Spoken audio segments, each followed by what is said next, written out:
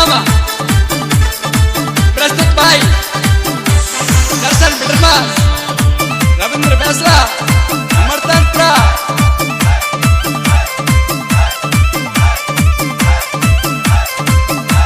अरे भैया अर्गेश भागना राजा जगदीशपुरा एक छोरा छोरी ते कह रो क्या अरे छोरी आई लवायू को पेड़ करौली कॉलेज के आगे।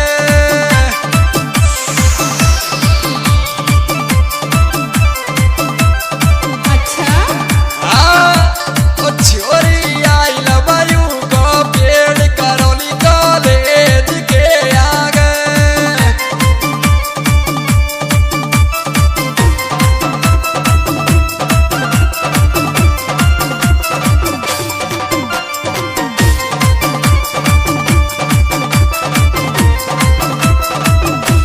भैया बनवारी शर्मा राजा घनश्याम फौजी मर्दानपुरा ऋतुराज रोहित सलपा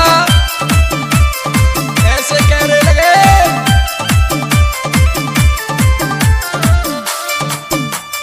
ये छोरी पडवा